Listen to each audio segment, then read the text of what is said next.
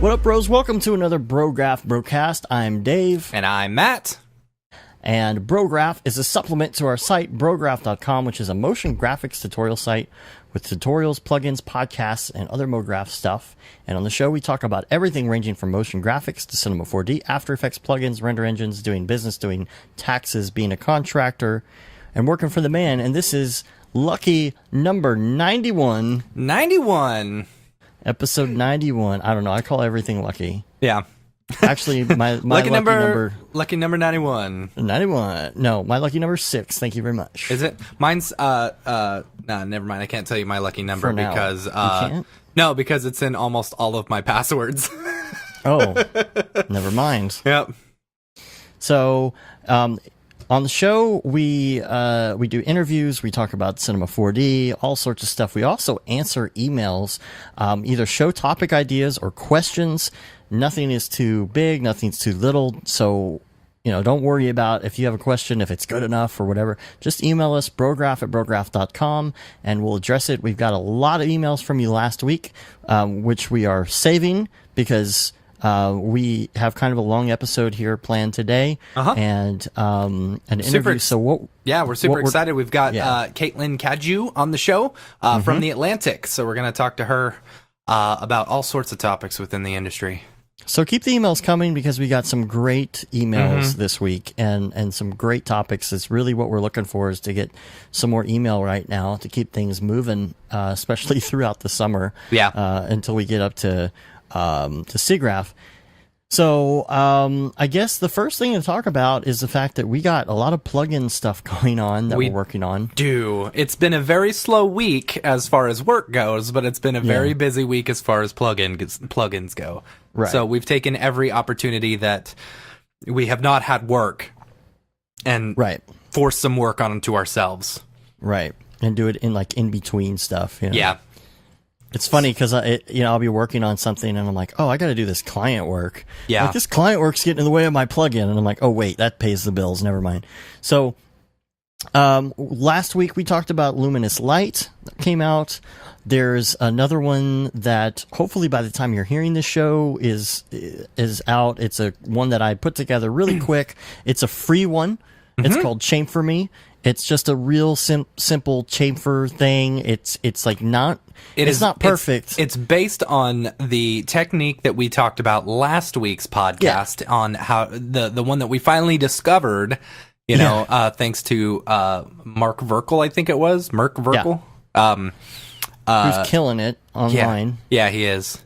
But anyway, so we just decided to just make it into an easy plugin, which is pretty cool for free. Yeah. Also, this is the big one. We have another plugin coming out, which will be out as of when this podcast is released. So we're going to talk about it now. It's called MoGraph Cloner Lite. Wait, it's going to be out? Yeah, right. No. Give it one more week. One more week. Huh? I did a teaser. I just threw it out to the beta testers today. Because we're recording this on Friday, gonna release it on Monday. I thought you wanted to launch on Monday. I don't want to launch on Monday. No, I'm gonna wait one more week. Okay. Sorry, guys. I just want to get we've got it in the hands of our beta testers. This is the big thing. One of the we can't tell you about it things that we've been working on. The one that I'm really excited about, and I think with the reaction that we've gotten on Twitter today, just from the preview video that I put out. Oh boy, I am super excited for this. I feel everybody's hitting us up about it, and I'm really excited. And the thing is, it's not for everyone. No, it's going to be really big for people who are mostly in After Effects and only use like Cinema 4D Lite occasionally. This will add a whole level of functionality to you that is totally missing. So I'm super excited about it. So if you are an After Effects user and you do have Cinema 4D Lite, this is for you. Or if you know people, a lot of people that do Cinema 4D know like tons of After Effects people. So if this is something that you think would be useful for somebody like one of your friends who has After Effects and therefore Cinema 4D Lite, maybe share it with them when it comes out, because Absolutely. that's kind of who our audience is. So we're relying on you guys to spread the word. The biggest thing with that, so when developing this, there were a few, I incorporated basically all the really important parts of all the different MoGraph cloners. Right. So you've got the object cloner, you've got the linear cloner, you've got the grid cloner, and then you've got the radial cloner. So radial cloner works exactly the same as the normal radial cloner, and your random effector works perfectly with that, as all your effectors work perfectly with that. The linear cloner works exactly the same. I had to leave out, which I'm hoping we may have an update for it eventually, where it's the stepping or something. Yeah. The thing is, I've never used it, Right. And figuring out the math, I threw it up on Reddit. I threw it up on a learn math subreddit, and had people sending me stuff, and I'm like, I don't understand this. So the problem too is that you can't use any code. Right. So we are limiting ourselves. We had to limit ourselves to espresso only. Yeah. So, doing that's one reason why the hierarchy node and the index object node have been really, really helpful, is because I haven't had to write any code for while loops and if then statements and stuff. So and the oh my gosh, it's the most ridiculous espresso. It's pretty hardcore. Oh my gosh, it's pretty hardcore. We were showing it to David, and he was like, "Oh my god, dude." And here's the thing, I'm stupid. It's all just a whole, I'm going to say buttload, because I found out this week that actually a buttload is a actual measurement of scale or whatever. It's equal to one hogshead. So like you do. Like you do. Of course. Anyway, I used a buttload of math nodes, and really I probably could have broken it down to some formula nodes and stuff like that. And if I was able to use Python scripting, I probably could have used that a whole lot easier. But still, anyway. Yeah, it's so ridiculous the amount of nodes that you have. So yeah. Nodes within nodes. The grid cloner does have a limit to 50 by 50 by 50, I believe. Right. But most of the time that's not going to be a problem. I wouldn't recommend pushing it to 50 by 50 by 50, because your computer will slow down quite a bit. Yeah. And it's these a are just thing. Yeah, these are just limitations that, because, and 95% of the time it won't be a problem, So radial works 95% of the time it will work every time. 95% of the time it'll work every time. Yeah. Linear works great. We left out the step, hoping to add that eventually. The random effector works perfectly. The plane effector works perfectly with it. What else is there? Radial, linear, grid. You got the 50 by 50. The one Did you talk thing about surface already? I haven't yet. The one thing about the grid cloner is that if you want to use a random effector, in order for us to be able to add the 50 by 50 by 50, because otherwise it was just going to be 10 by 10 by 10. Mm-hmm. In order to be able to add the higher numbers, the random effector will only work if you've got it in the noise mode versus the just regular mode or whatever it is. Mm-hmm. So anyway, but you still have that functionality. Plane effector works great with it. And then the object mode, you're able to throw things onto the polygon position, onto vertexes, and this is why I was asking for the edge stuff. Still didn't figure out the answer, which is okay, so we kind of had to leave it out. But the as well as we've got another setting for spline. So if you're wanting to align to a spline as well, we've got that functionality. So that's basically it. I mean, but it adds so much more to Cinema 4D Lite. So if you're using, it gives you the ability to use some MoGraph stuff, which is really awesome. Yeah, I mean, the fact that it's limited is fine because I mean that's the whole thing about Cinema 4D Lite in general is it is a limited version. But like I said, don't expect to have what you have in the full version of C4D. 95% of the time works every time. Every time. Yeah. So anyway, I'm excited to see what people make. We've sent it out to like 4 beta testers. They've already told me that I have misspelled a few things, which is great. So we're going to get that. Better to figure that out now. Yeah, we're going to get that taken care of. And yeah, so I'm excited about it. This one I've been working on for like a month now. I saw it in a dream, Dave. Literally. I literally saw it in a dream. And like I was thinking to myself, it was like 4 a.m, and I'm like dreaming, and I'm like, boy, how can we do something great? And I was like, man, if more people would just use C4D Lite, how do we get them? Well, what's the big thing that C4D has that C4D Lite doesn't have? And it's like Brograph cloners. It's like, but wait a second, we've got Espresso inside of C4D, full Espresso, with the exception of Python. I bet you anything I can rebuild this. So that's what I started doing. And I remember that morning too, because you're like, dude, I've been up since 4 a.m. Like, why? It's like, I had a great idea for a plugin. Yeah. Came to me in a dream. I've been watching too much Twin Peaks. Yeah. Dude. We watched, so we're on the new season, and we finished up the first and second season, the old 90s ones, and it was fine. It was like a normal, soap opera, whatever, and then the last episode of the second season got weird. It's getting weird, man. It's getting weird. But yeah, so we started watching the new one, and it continues the weirdness. So I had real bad dreams last night. We did a couple other things this week. Number one, we came out with a rate calculator. Yeah. You can find this in the extra section on our site, or if you want to go to brograph.com/rate calculator. This is based on what Barton Damer was talking about on the show. I know he went through and he said, here's the formula. Here's, you take this and you add this and you calculate this. And so this is basically just a formula to easily figure out how much you should be charging. And it has the clip specifically from the show on the page as well, just where he was talking about that, in case you want to go listen to it. Yeah. But if anyone ever asks, how much should I be charging? Well, send them over there. Yeah. Because nobody apparently wants to talk about that. Yeah. So we got that up. Yeah. Yeah.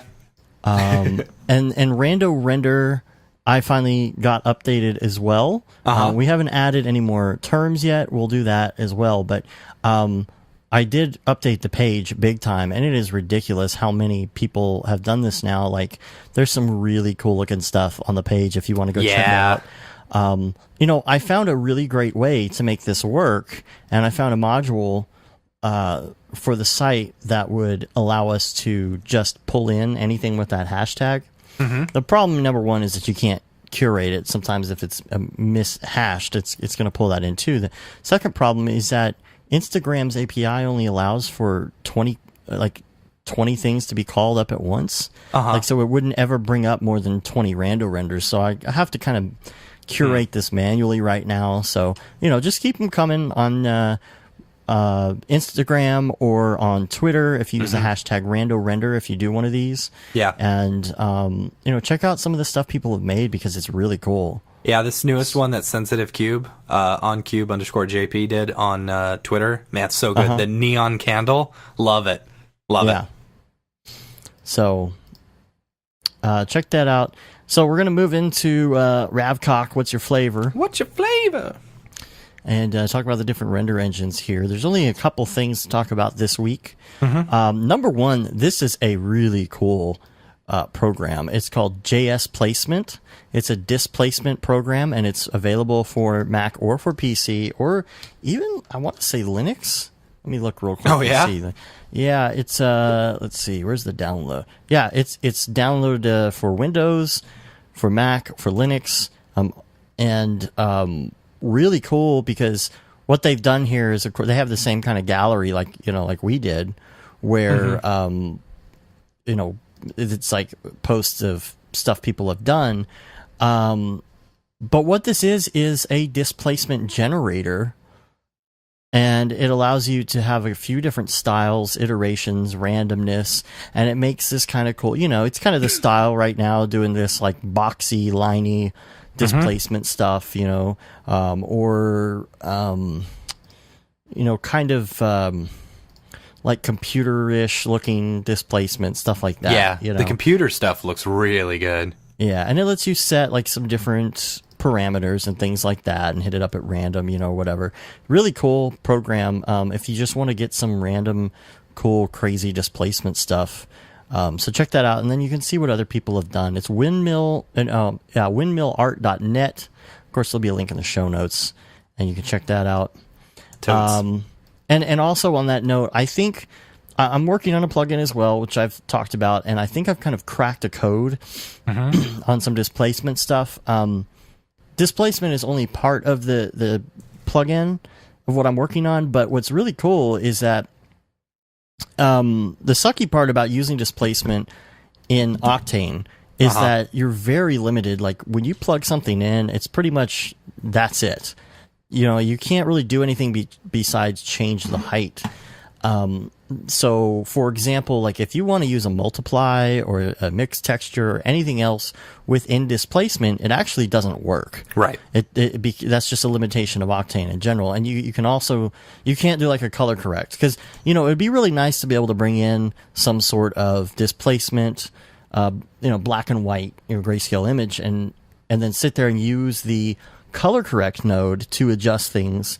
Like even gamma, if you adjust the gamma, it's irrelevant. It doesn't change anything. Yeah. So I've kind of cracked the code here and figured out a way to using Cinema 4D's like built-in tools, standard shaders to kind of sideways kind of come into Octane and be able to do some stuff like that with displacement. So I'm working on some really fun stuff for that. And for this plugin, I'm really hoping to just kind of hanker down this weekend and really make some good progress on it. So that'll be the next one that comes out, hopefully. And then I guess also you had here in the notes Pixel Plow GPU added cycles. Is that right? Yes. Is this new? So Pixel Plow, it was just announced. Pixel Plow added the ability to render cycles GPU on Pixel Plow, which is pretty cool. And I'm hoping that that means next we're going to get some Octane, because I don't know. I don't think so. Like I think everyone's just waiting for the Octane farm or whatever. What's it called? OSC? Yeah, OSC. Yeah. Yeah. So because honestly, I think it's against the terms that you're allowed. I don't think you're allowed to do a render farm with Octane, but people are doing it anyway. Yeah, I don't know how Ranch Computing is getting away with it, because honestly, they shouldn't be. It's like whatever.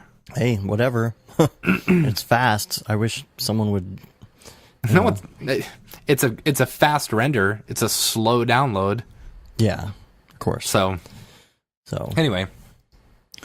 All right, so that wraps up that section. We got a couple other things to go over, but we're going to go ahead and cut to the interview first. Sweet.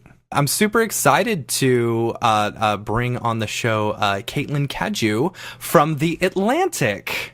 So we've been talking about having you on the show for a while. We're really excited that we were finally able to, match up our schedules and stuff. You've been traveling like San Francisco, right? How was San Francisco? That was awesome. I mean, I posted on Instagram. I was like, oh, my trip. And it was all like Disney Museum. Oh, you went to the Disney Museum? Yeah. Oh, dude, we can be BFF. I just came back from Disney World, and the Disney Museum is incredible.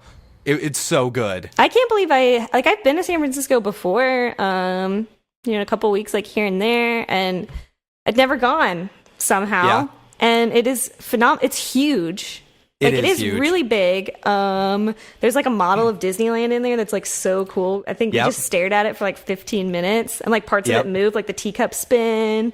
Like, what? This is so awesome. And they had like an Ivan Earl art showcase kind of a thing with like all of these screen prints and like paintings he did for like Sleeping Beauty. Yeah. And they're just like super amazing. Like, it was just awesome. It's a very, very cool museum. if you're into to Disney at all, like I didn't even know it existed. We did a family trip a couple years back for like Christmas, and they're like, "Oh yeah, let's go to the Disney Museum." I'm like, "Okay, what's the Disney Museum?" You know, it was like the highlight of my trip. It was such a cool place. Yeah, definitely worth checking out. Okay, so you work for The Atlantic, doing animation. You're an animator for The Atlantic. You work from home, is that correct? Yes. Awesome. Highly recommend it. Yeah. Are a majority of the people, not just the animators, but also like the writers and are all of them working freelance as well, like from their homes, or is there a central office that a lot of them go to? Yeah, and you're just one of the lucky ones. I know of others that do, but I think it's like by and large, the vast majority of people work out of the DC office, and I think it's kind of circumstantial. You know, who's working remote? I'm working remote because my fiance's here upstate going to grad school, and we're kind of like the long term, kind of like locked into this location. I did work out of the New York City office for almost a year when I started. And then I kind of got the permission to transition home. I'm sure you jumped so on much that. better working from home. Yeah, working from home is the best. Can't go back. Won't go back. Yeah, so exactly. I have checked out. I've been checking out your website, and like, so we kind of connected a little bit after NAB. And we'll get into that later. And so I've been like, just kind of like started following all your work and stuff like that. And I gotta say, like, I really like your style. Like, I checked out your website and your demo reel and stuff like that. And I love the cartoony, like 2D-esque using 3D style. And like, the music was super killer. It was like this, pixel pop or whatever. I don't know. Yeah. Reminded me of a lot. Have you ever heard of a band called Math the Band or Adam and His Package? No, but it sounds like it might be up my alley.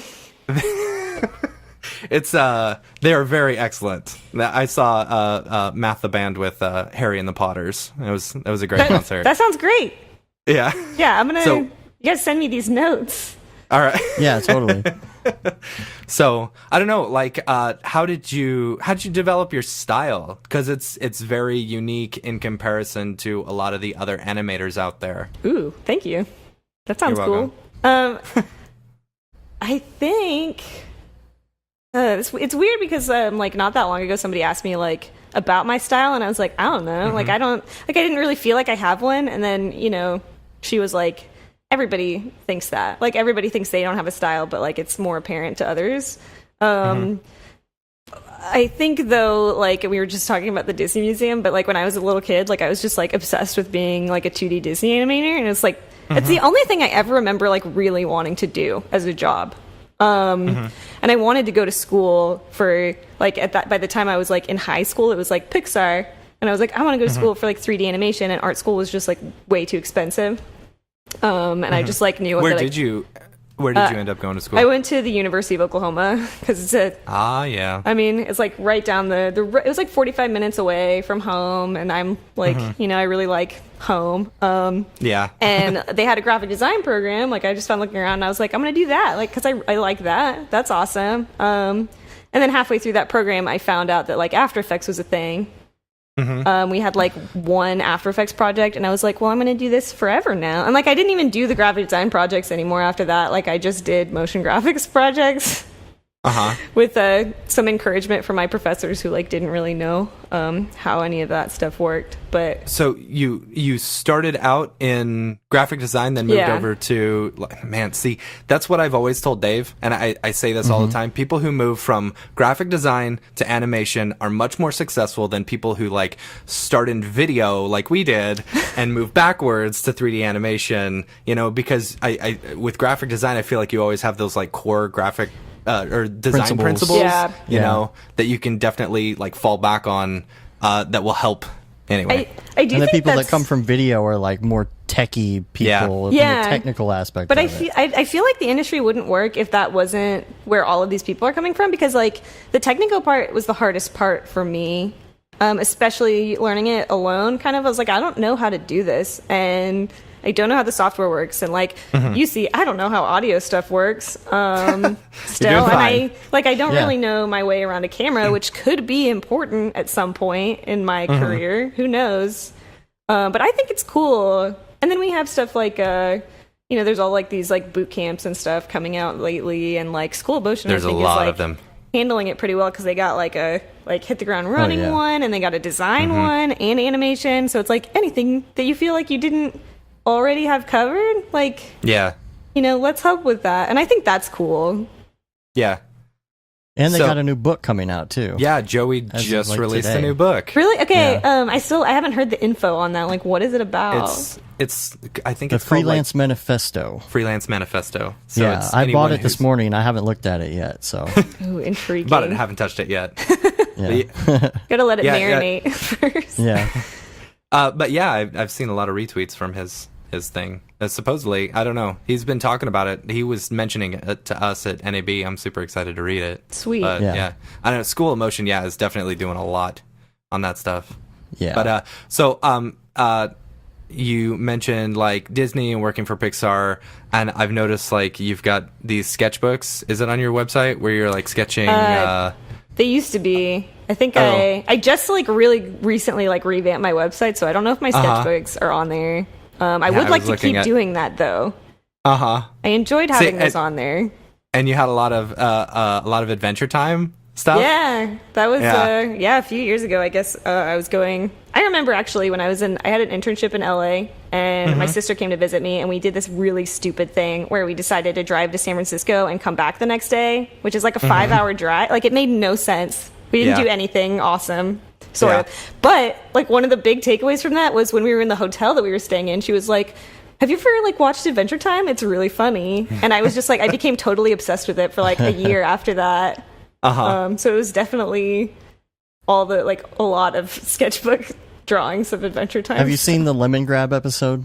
That's my favorite. Which one? There's a lot of those now. The first one, the very first, the Earl of Lemon Grab, the classic. Yeah. It gets real. Oh my gosh. It gets real weird. You think that's weird? It gets super weird.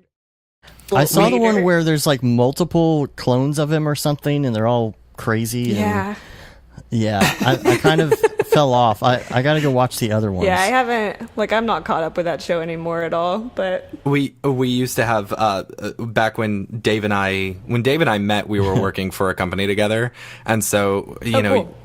Dave set it up so our computers would start bogging down, and Dave wrote a script in order to clear out all the RAM. But once the stored RAM or something, the stuff that you didn't need, the free RAM that it just like packed up, and anytime it would eject all the free RAM, it would go unacceptable. And then you would hear that coming from different offices. Different offices throughout the day. You can tell when someone's having computer problems. Yeah. Anyway, do you watch Rick and Morty? I haven't seen it, like, not rigorously enough to have, like, seen every episode, but I've watched a lot of it at this point. Okay. It's almost like how have you not? It's very omnipresent. Yeah. Yeah.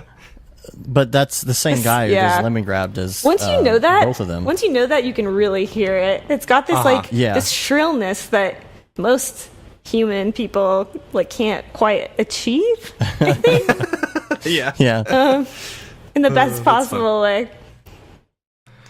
Okay. My daughter actually, I made her a costume for Halloween. I guess it's been almost 3 years now. She wanted to be Lady Rainicorn, but they didn't sell the costume, so I bought a sewing machine and made it myself. And the creator of Adventure Time put it on the Frederator blog, her pictures. That's awesome. I was like, you're famous, but you don't know what that means yet. You're internet famous for a day. You gotta save that. Yeah, once she's like, you gotta be like, remember this? I mean, maybe not, but. So you to jump back to like kind of your whole history and stuff. So you went from design to After Effects, and you then jumped over to Cinema 4D.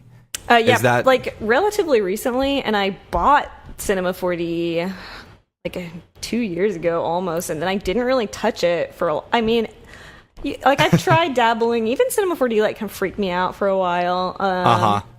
but it's like I want to learn it. I know, I see a lot of really awesome, all kinds of like 3D work. I've always really liked like iDesign, like all of the like 2D. Like it's really appealing, especially when you start. I feel like more recently I start running into stuff in After Effects where I'm like, but you could like even do more. And like the 3D is like what makes that possible. So I'm trying to learn it, and I started using a lot of it on this video, this like Rob Reiner animated interview that I was going to bring that one recently. Up because that's where it's noticeable. Like, yeah. Well, I loved the 2D, 3D stuff that you did because it's like I like it when it's noticeable, that it's like it adds that extra dimension to the 2D animation that you're doing. That was a really good video. I liked that one. Thanks. We'll put that one in the notes. Yeah, I'll find it and then we'll put it in the notes. Yeah. So what is the? Sorry, go ahead. I was just gonna say, like, Sketch and Tune is so awesome, like, and that's what I used for the lines, and I was like, like, I just couldn't believe that it looked so good, and like, you know what I mean? Like, I'm not saying this is like the hottest thing ever to come out of motion graphics, but like when I figured out how to make there's like his like gravestone that comes up, I like couldn't believe it. I was so pleased with myself. Like, it just feels so cool. You're like, like I did that, and you can turn it. In almost because if you tried to do that in like After Effects, it would take forever. Yeah. There's like super limited. Yeah. So, how long have you been doing MoGraph? I graduated college in 2013, and then I did kind of like freelance for a little bit, not really knowing what I was doing, and I ended up getting a job at OU in the web communications department, which is kind of like campus I don't know how to describe it really. They do a lot of stuff. They like have all the websites for OU, and they do like they have like a video team. So I was on the video team just doing like a bunch of random kind of animated projects, and I did a lot of freelance as well. Then I spent a year there, and then we moved upstate because my fiance Neil's got into college up here, and I was doing more freelancing, and then I worked at Time Warner Cable News, the local news station, for about 9 months. How was that? It's cool. Yeah. It was like, it really wasn't like motion graphics really, because a lot of it was like editing templates already. So it was more just like production style work and not like actively creating stuff. Although I did a couple of like local ads that sometimes like I'll be standing in the Albany airport and they play, I guess it's like Spectrum News now, but like when I was still Time Warner Cable News, I would like see my little guy like typing up like go to this news site or whatever. It was really weird. But that was cool. And I was there for about 9 months, and then the Atlantic kind of like came knocking. Did they? Yeah. That's cool. They had so you graduated in 2013 and what is this year? 2017 now. Yeah. Right. So in 4 years you've gone from college to all the way working for like a huge national news company and stuff like that. I mean, that's impressive, I have to say. And you not only do all this new stuff, but you also work, so you work for the Atlantic, which is a big company. You also help run you're an admin on you do the Mo Chats every week with Brian and JC, and then also are you one of the people on the Slack? motion design Slack? Yeah. How long has that even been a thing? I don't know. I didn't find it right away, but yes, no. Yeah. Neither did I, like 6 months ago. And I'm like, whoa, there's way too much going on here for me to... Yeah. This is just another distraction. Yeah. I'm on there like 24/7. Like, I'm literally everywhere online, you guys. I don't know. See, and that's why, like, I'm surprised it took me so long to, like, come across you, is because you're so... everywhere. Loud on the internet. I wouldn't say loud, but yeah, you're very prominent. So can you explain to people who don't know about MoChat, like what it is and how it works? MoChat was started by cool guy Paul Canigliaro, who I hope I'm getting his pronunciation, like his last name right. He goes by Conigs. He's on the Slack as well. No, don't worry, because that's all we do is mispronounce names on this show anyway. So can't tell you how many times we mispronounced yours before we had you on. Yeah, it's par for the course. Yeah. He started it, I guess, I want to say several years ago. I think I discovered it pretty early in college, actually, still. And I latched onto it as a way to meet, people, motion graphic, like, and animators, because, being in Oklahoma at the time, there really wasn't any of that. Now, yeah, I'm sure there's not a huge scene in Oklahoma. Yeah, there's a little bit more now, but, like, back then it was just, like, a barren wasteland, and I was, like, looking for people. So basically what it is every Tuesday at 9 Eastern time, 9 p.m., it's like a Twitter chat where there's a topic, and then there's one moderator that's, Paul or me or Brian or JC, one every week. And we talk about it. So like if I'm moderating that week, I have prompts, I have questions. And you, as the participant, all you have to do is tweet and use the hashtag MoChat hashtag. And there's some sites, I can probably send you links for these. I don't know them off the top of my head, but sites that make it a little easier to participate in that, because it can be on Twitter. Yeah, I was going to say, aggregates all the hashtags, right? I have a really hard time following it if I'm just on Twitter. Yeah. And I know there are sites, but... And I use like TweetDeck, like I just make a column for MoChat, and that makes it a little bit easier. It's an hour long every Tuesday.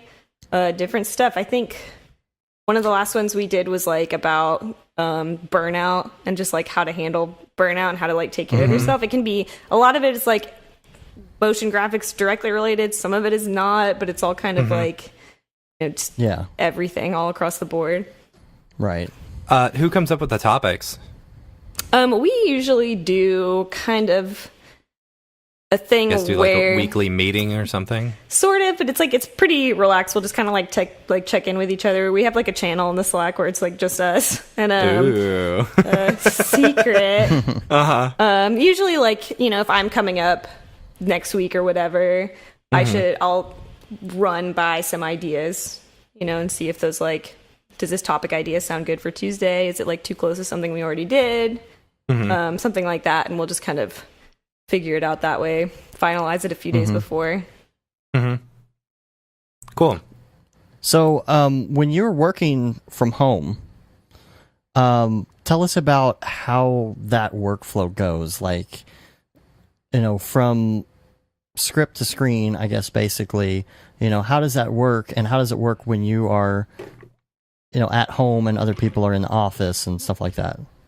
It's a good question. Maybe take us through the Rob Reiner video that you did. Take us like maybe from beginning concept to completion, and how that whole process worked with you working remotely, and then dealing with producers or whatever. I don't know what they have in there. Yeah, we have like producer editors. I think that's the most of the team. Then we have a couple other animators. So it's kind of funny because when I was in the New York office, still most of our team is in the DC office. So it was like remote light. And then just like moving here becomes fully remote. So the workflow didn't really switch up that much at any point. But usually what happens is we have, the producers are the ones like finding these interviews or like finding the stories for this. Sometimes we do them with writers, so they can like interview them in the office, and it's a little bit easier. For that one, we took the audio from this interview that we got with Rob Reiner, and they sent it to me after it's kind of been like taken a look at and cut down a bit. Sometimes we can have a little bit of back and forth where, somebody's like, what about this line? Or maybe we should cut this part. But it's like pretty minimal on my end. And then I kind of do they have, sorry to interrupt, do they have like an actual, do they have another like video person or audio person? Like, are you just doing the animation, or are you doing like the whole cut of the video? And essentially. I mean, the whole thing was basically animated, Yeah. But I know previously I've worked for companies where like, they hand me the audio, I cut up the audio, I give it back to them, they approve it, and then we say, okay, well, now let's animate it, and I'm the one animating it as well. So were you handling any of that part as well, or is it just like, hey, here's the stuff, and then not really. I think like the biggest reason that we don't do stuff like that is like just like for team ratios, like we have far fewer animators, and they kind of want to like it's like the best advantage of our time is to spend like as much time as we can on the audio because the turnarounds are pretty fast. I think the Rob Reiner video was like, it's always like 2 to 3 weeks for those. Okay. That's pretty quick. Yeah, it can be very exciting and thrilling. Yeah. And are you only working on one project at a time, or do you have other projects going on at the same time? We always are only working on one full animated thing, but usually what will happen is kind of like sprinkled in between, like in that time we have like our series. So we have like You Are Here is like our science series, and like Unprecedented is our politics series, and those have little like interstitial animations or like overlaid animations, and we'll have those come up as we're going along. So maybe I'll like work for like 4 days on Rob Reiner, and then they'll be like, well, we need blah blah blah for this series episode. We'll hop onto that for like a day. It's kind of like it just kind of comes up among it, but it tends to work out. It's definitely a brisk turnaround for the longer ones, but in some respects I feel like it's made me a lot better because you like really have to get it. Yeah. Are you doing all of the elements yourself, or do you have, is there an illustrator that's coming up with stuff, or do you have like stock stuff, or are you starting from scratch? Like how does all that work? It's all I was going to us, say, because you also, you draw as well. So, right. So having a design background, are you doing like storyboards and sending it back to them and saying, hey, this is what I'm going to animate? You guys better like it, or, Yeah, that's pretty much how it goes. Like, so the process basically is like, once I have the audio and it's like pretty much done, then I will storyboard it. And we really have to like manage our time really well, because it's like, this is going to take me like a day off of, this is like, how many more days do I have to like get it done? Right. So I'll storyboard it, and I feel like we give ourselves like a day or two. With some projects, we end up getting a bit more time. There was this Women in Tech video we did to coincide with the cover story, and we did actually have a little bit more lead time going up to it. So I think that was more of like a 3 or 4 week project, and we spent more time on the boards and stuff. But yeah, so it's just like, it does go quickly. We do the boards, go back. Usually there are not that many changes at that point, which is awesome. They kind of that is good. Like get it right.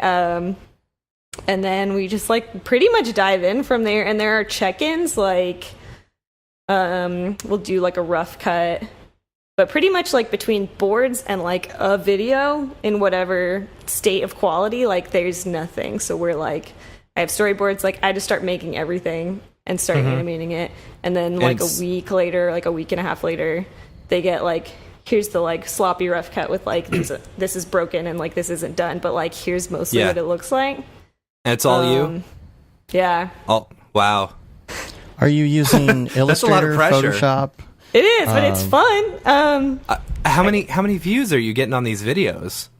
Because really they can push out like a lot of, they've got a very far reach, Yeah.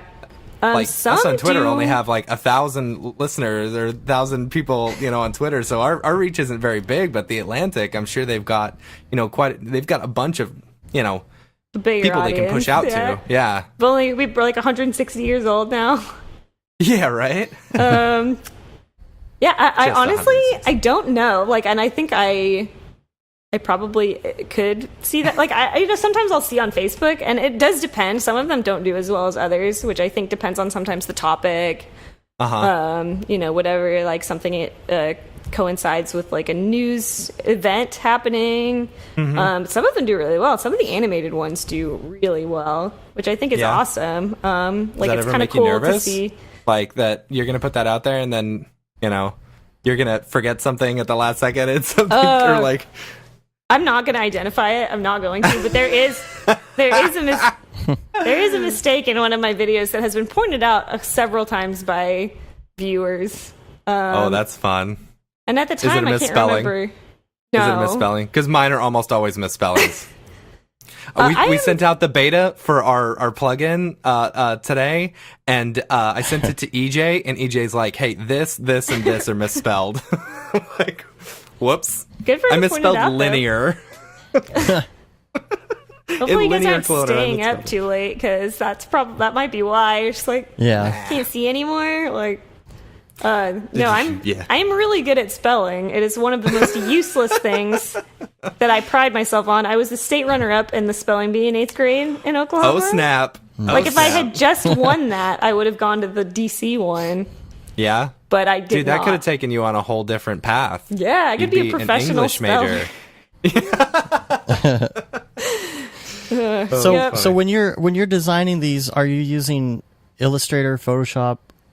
You know, are you building characters in After Effects? Like, what is the process? All of the above. And what I try to do, because I just want to keep it interesting and I want to always be learning something, is like pretty much every time we get a video, I want to do a different look. Cool. That's very cool. That's like the Rob Reiner one. I was like, I don't even know. Like, I put a black stroke on all the colors because I make like a color palette in Illustrator, so I can just like play around with how stuff looks on top of like different colors. And I just put a black stroke on all the boxes, and I was like, that looks great. That's what we're doing. And so yeah, and so the workflow will then depend. Some of them have like a lot more of like a painterly style where I will use Photoshop a lot and paint all the textures in there. And then sometimes like a lot of the stuff for the Rob Reiner one in particular was just like built in Illustrator, and then I use like explode shape layers every day, like 1,000 times a day. In After Effects, right? Yes. Yeah. Not in Illustrator. That would be crazy. Yeah. The shape layers, I feel like that's something that people just don't utilize very well, or people don't know about. It's like I didn't really use it that much until I was introduced to it by our guy here who runs the Dallas After Effects user group, and he was showing off like the new Cinema 4D renderer and stuff. I was like, whoa, this is so crazy. Shape layers, what? You can do like cloners and stuff. Yeah, it is. There's still stuff I don't know how to use, but it's like trim paths I use all the time, and it's like such a handy thing. Like, it's so simple, but so I use that a lot. But yeah, I use, I just had lunch with Mike Overbeck, who is the mastermind behind Joysticks and Sliders when I was in San Francisco. Okay. And it was just so funny because I was like, I use this all the time. Like, I use it all the time. Thank you. But I use, like, because we do character rigs a lot, which is like crazy because there's not that much time to do the animations. Have you tried out, I think it's called like Duik, D-U-I-K. Yeah. That one's pretty sweet. Yeah. I do like Duik a lot. Because that was going to be my question, is what you use to do all of that. Yeah, Because sometimes I'm looking at these. Duik is awesome and Rubber Hose is awesome, and I use them for like different things. And I mean, I couldn't even tell. There's like, Duik also has a lot of like features that I personally have left unexplored thus far, but apparently are just incredibly useful for not just rigging stuff. Yeah. And of course, I can't think of one off the top of my head, but there's like, keyframing adjustments and like all of this crazy stuff that's in there. Have you used any of the character animator yet? No. I did see, I don't even remember where it came from, but on Twitter I saw something where it was like automated lip syncing, though, like not any of the puppeting or anything, but just like the lip syncing alone. And I was like, that looks cool. Yeah. I'm interested in that. I need to crack it open just to like see what the deal, like see what's what. I haven't yet. They always show it off at NAB, and I'm like, oh, I'm gonna use that all the time. When I get home, totally gonna download it, and then I don't. I gotta make money. It's hard. I don't have time to play around. And that's what's so difficult with like. There's always like new tools and new scripts and plugins and blah blah blah. And there's never enough time to learn them all, but they sure are fun to think about and to want. So here's a question for you. Since you're freelancing, or not freelancing, since you're working like a freelancer where you're working from home and stuff like that, and working for a company, like, I mean, you're 4 years out of college, You know, you're working for a big company like this. You know, normally, where do you get your inspiration, you know, to do these videos? And you're saying you want to change your style on every video, like, yeah. Of course, I guess I'm answering my own question because, you know, you're prolific in the Mo chat and, you know, all this other stuff. So yeah. So like, I don't know, like if you run into a problem or something, or who are your like almost mentors or something when you're doing this stuff? Because Dave was my mentor for a while, and now it's Chad Ashley. I mean, I think Slack is like my mentor. Yeah. Yeah. I was gonna say, because, you know, you're there all the time, right? Right. So like I would think that's almost not like it's almost like working in an office and having all these people you it can almost look up to is, and I talk think to.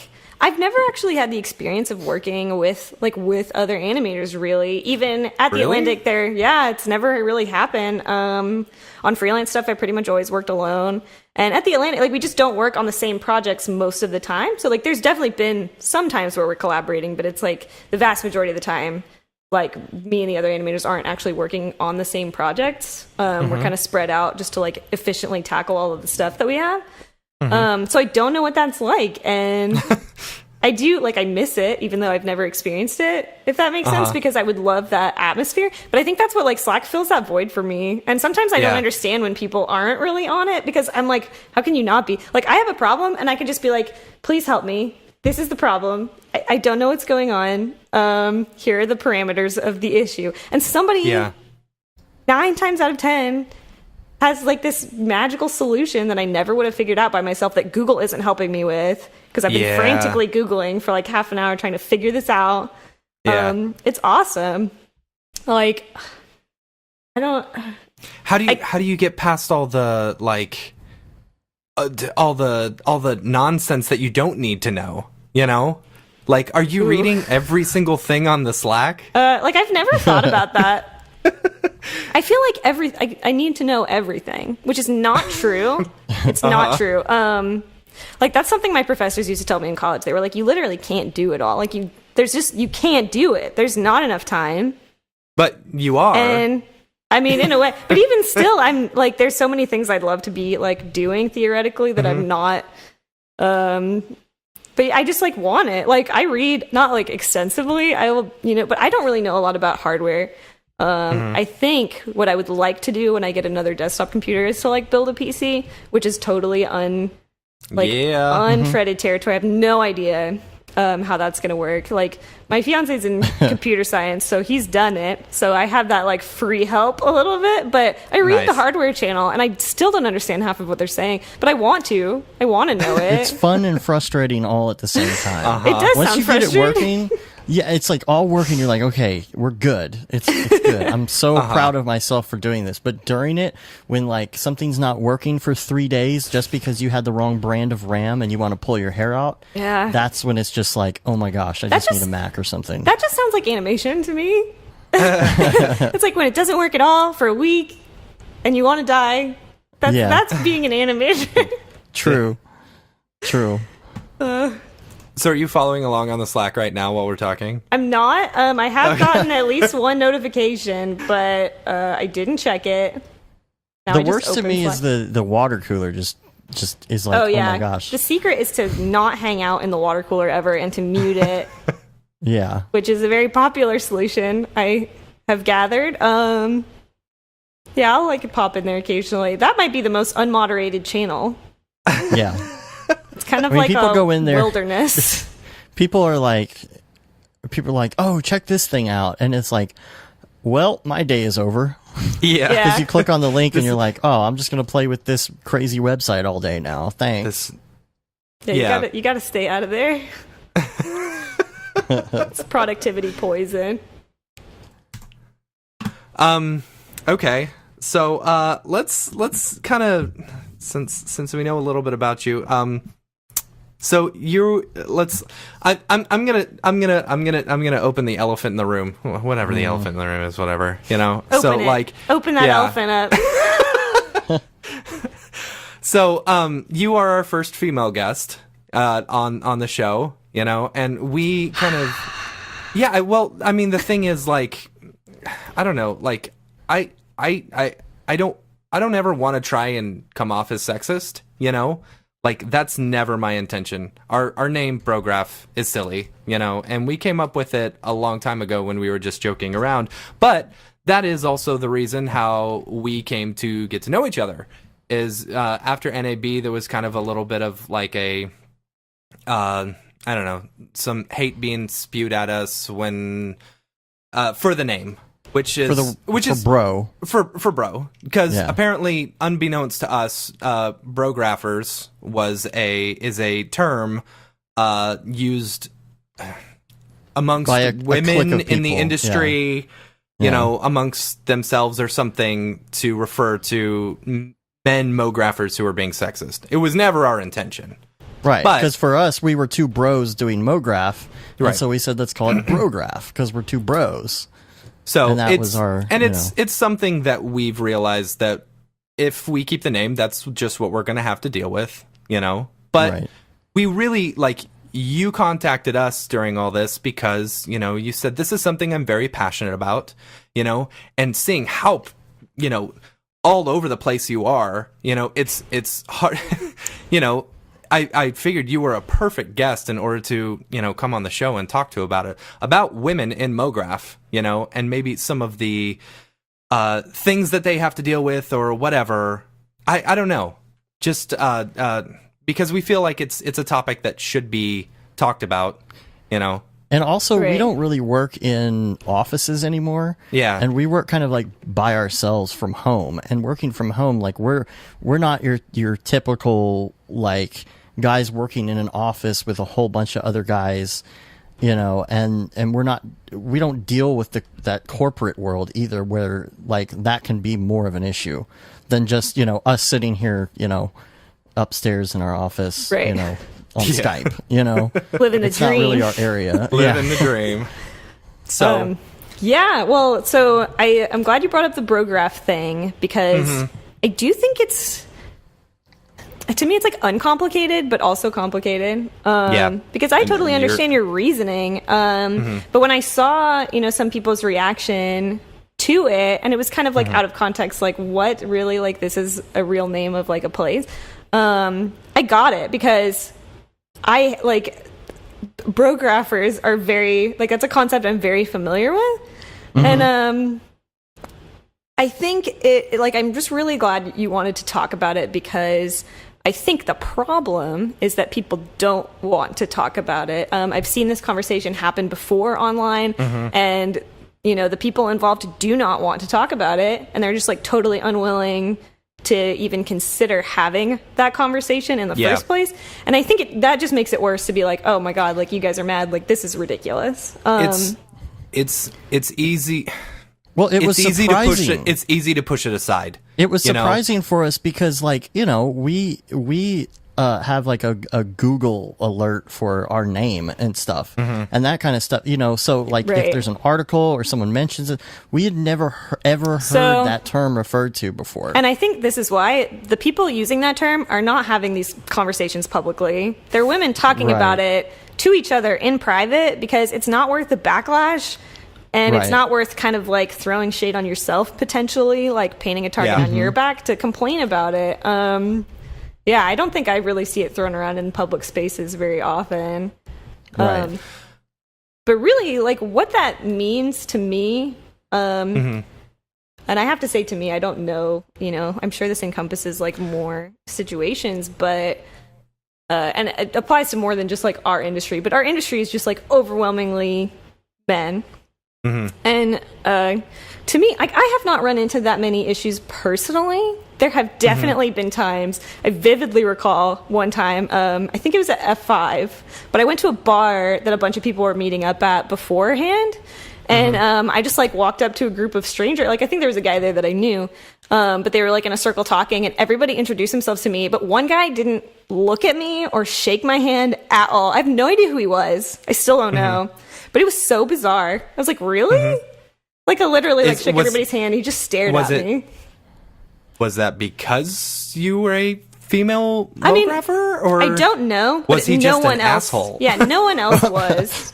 And or was he just like shy? No, he totally wasn't. He looked very professional, very self-assured, had been like chatting it up with these dudes. Something about me walking in there, just like, he was, nobody else really reacted to it, but it was definitely like, that's weird. Yeah. Super weird. And everything else, that I've seen, like, I have been fortunate enough to work with a lot of women. Like the Atlantic, the video team is, I think, we might have like slightly more than half on the team are women. Obviously not like animators, but in the video industry.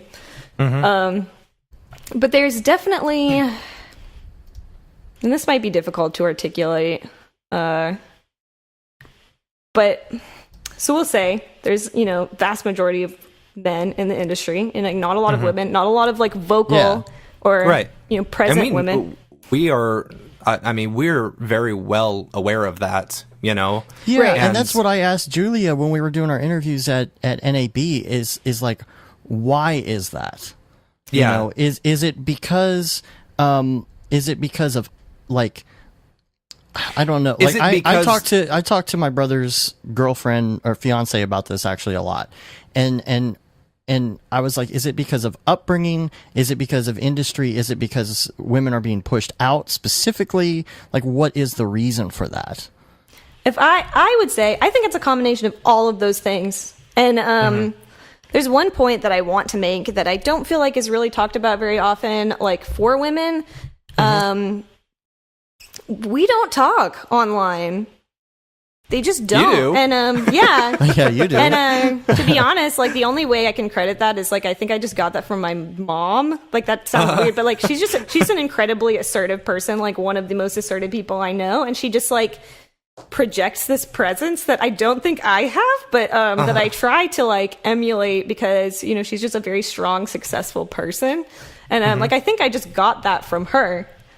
And I've just tried to use it. And plus I was just like so hungry for animation stuff that like, cause I'm in the middle of nowhere, Oklahoma. It's not like there's not any animators here. I'm starving to get into this industry. And I'm just like, how do I do this? I have to be online because that's where everyone is. That's like, I found MoChat right away. Like, and then I went to NAB my first year out of college and I met a ton of people and I knew a lot of them already from Twitter. I was like, this is amazing. Like Twitter saved my life. Like it was so great. And, a lot of people don't take advantage of that, but a lot of women like especially don't. And, part of me is curious, like, what will it take for you to just do it? Because I think that contributes to the problem. So I understand a lot of the time women are nervous to participate because of that, which it's kind of a cyclical problem in that way. Because like all women have experienced this. Like you talk to a guy that just shuts you down or treats you like an idiot because they just like don't think that you can do it or think that you're like smart enough or don't think you belong here. Like I've seen that happen. And well, guys do that to other guys too. Right. Yeah. But I mean, and I can't personally speak. I can't personally speak to the frequency of that. But I think one of the things that I would encourage women to do is just like screw those guys. Like, don't worry about it. And there are definitely situations where like that fear is valid, which I don't like in an online space. It's hard for me to say just like boldly, like, yeah, do this because I've seen kind of like the I was like gonna online say harassment and I was going to say the online harassment. It seems like that's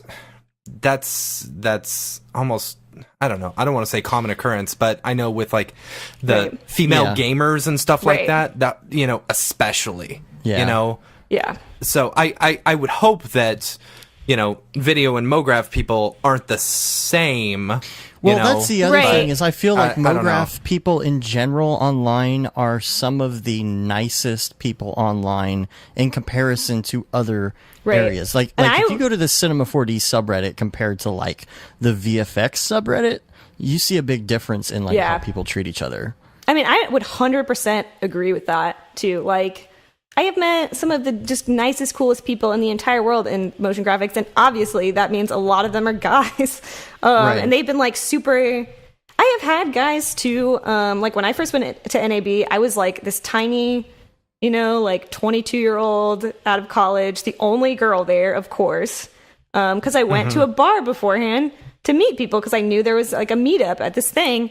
And I had guys be like, why are you here? Like, who are you with? I'm like, just me. Like, I do animation. Right. This is what I do. Yeah. But they're like, whose wife are you? Yeah. And just assume. That sucks. But I think one of the biggest problems is like women encounter that stuff and then they just like quit.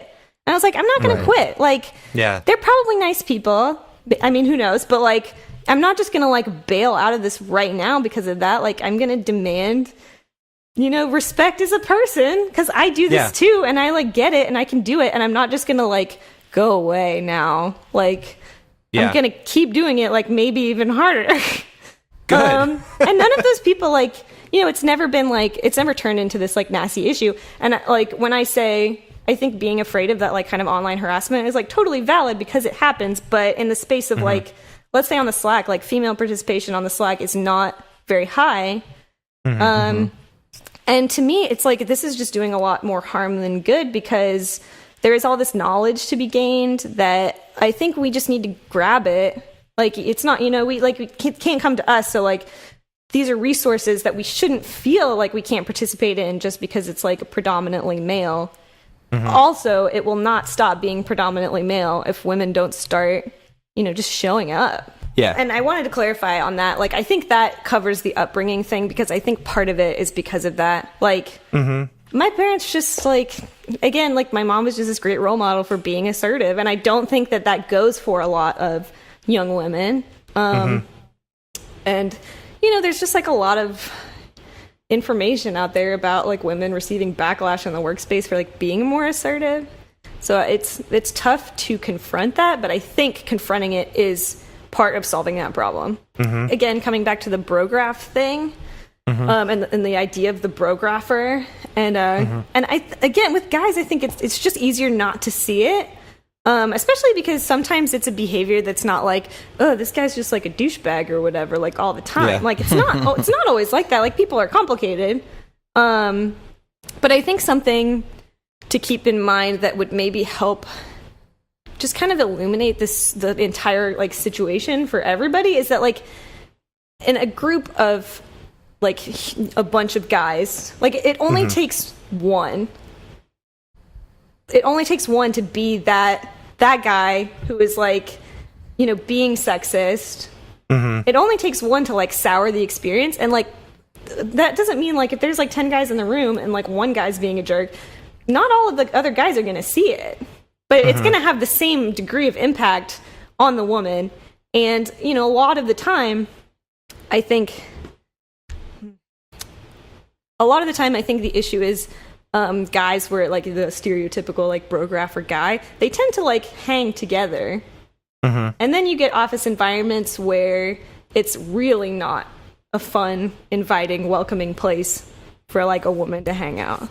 Yeah. Right. And it's kind of a thing where if you see a company and you like go to their team page and it's like 30 dudes and then like a woman secretary, all of those guys could be the nicest guys in the world, but like you have to wonder like why? Like why aren't there any other women here in a creative role or what have you? Like why is that? And like what kind of culture do they have? It could be fine. We don't know. But it's something that it's almost like safer for a woman to be like, that's strange.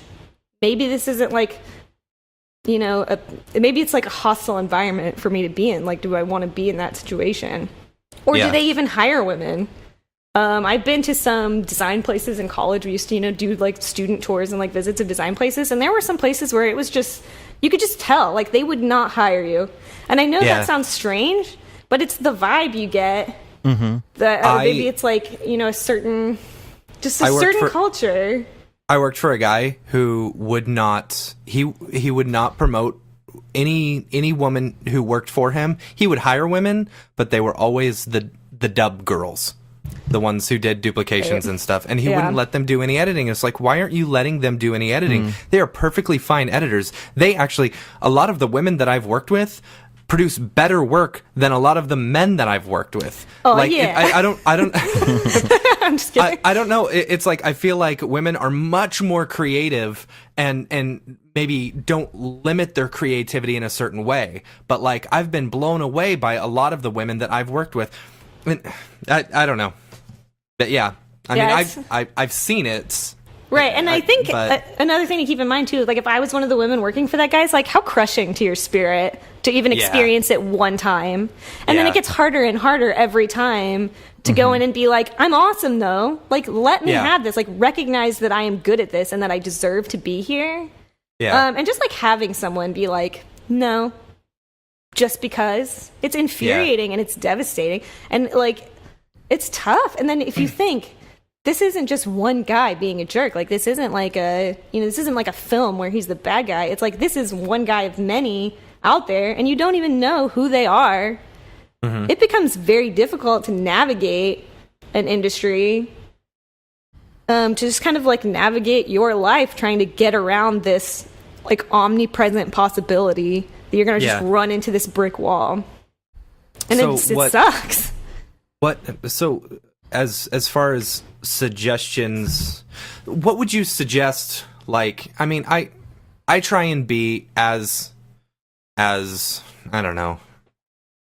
I try and, you know, I'm always aware of what I'm saying, you know, who I'm talking with. I try to be as observant as possible, you know, like, you know, on the podcast, we don't really swear that much. Barely ever, you know, except for when we've got people on, because that was just always something that I never swore in front of my parents, so like I kind of like was able to bring that over.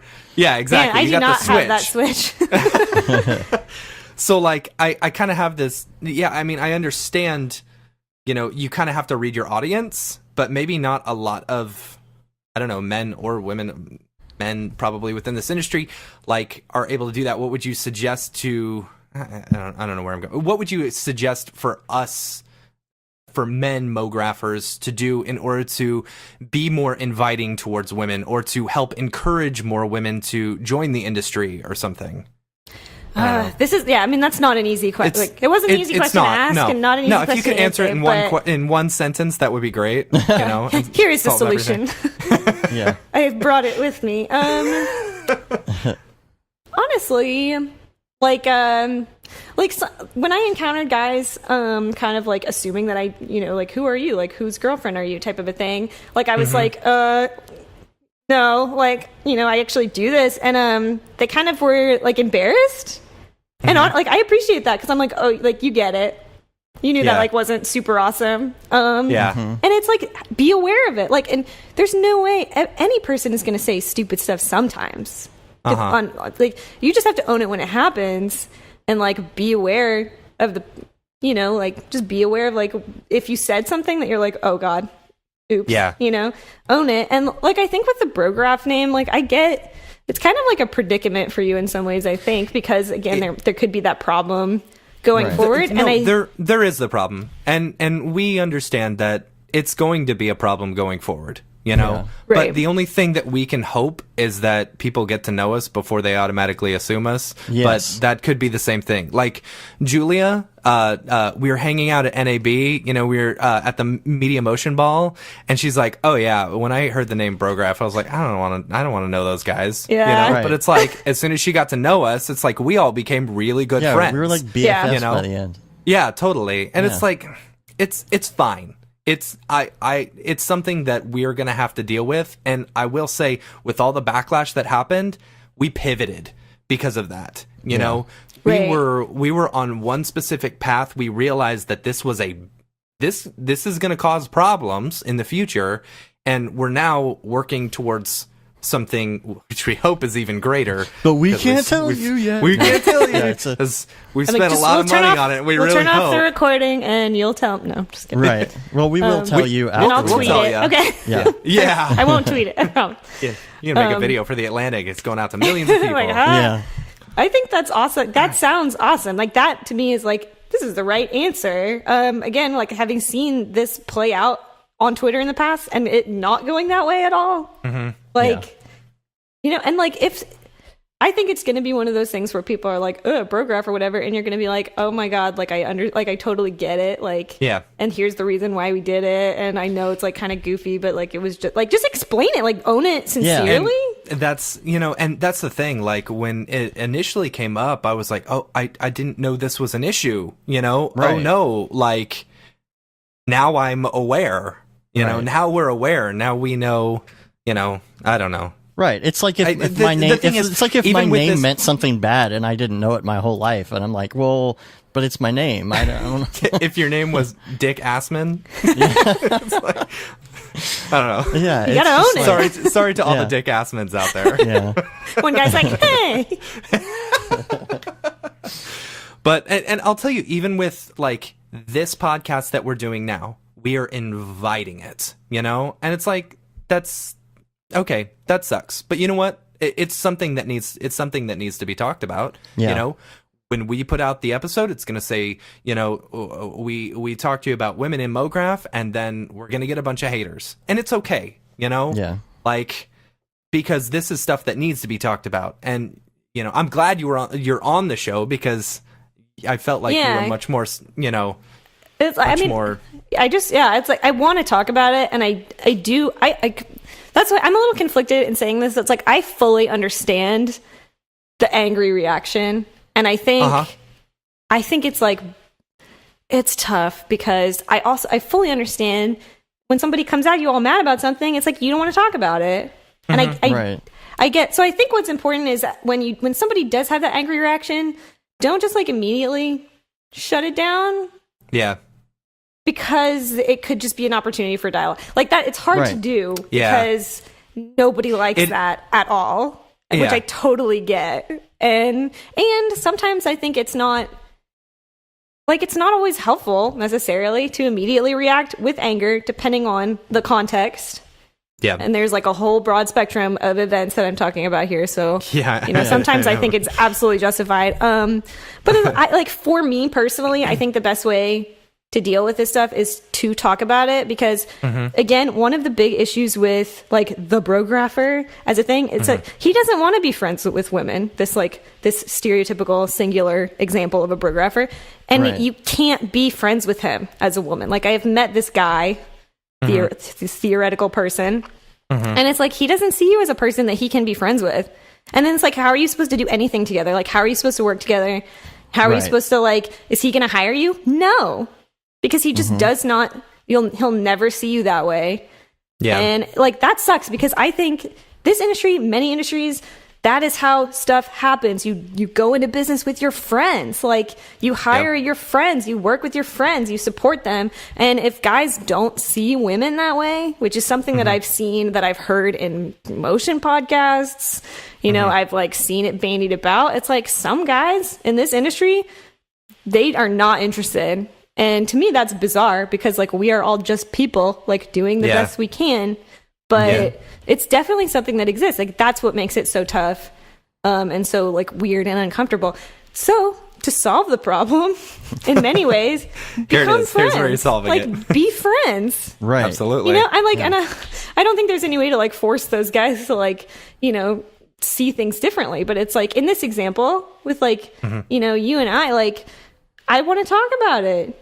Yeah. You guys seemed like really nice. Like in your emails, I was like, I think like we can have a dialogue about this, and I think it's going to be okay. And I think that's very important. Yeah, we were really like, we didn't know what to do, because like, honestly, when we started this, we weren't on our own. We didn't own our own company. This was, you know, over 4 years ago at this point, and we were working for this company, and like, we're like, oh yeah, we want to do some tutorials, and like, as two dudes like who just wanted to do some Cinema 4D tutorials, we didn't think that like we didn't actually think this would like actually turn out to be anything. To be anything, yeah, you know, and now we have an audience, and you gotta shoot for the moon, guys. Right? Yeah, you were aiming too low.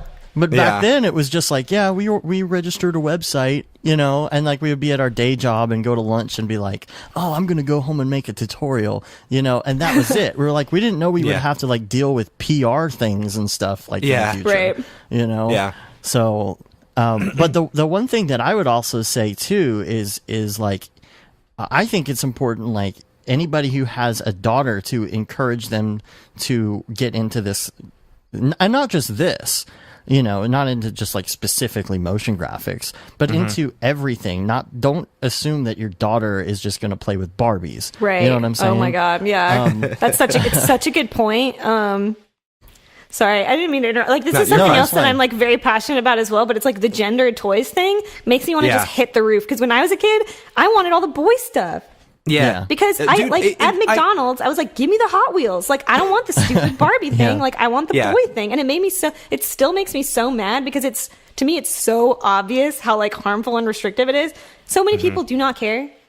Like, so many people, anytime there's an article where it's like Target wants to like degender their toy section, everybody's like, oh no, that's dumb. And it's not dumb.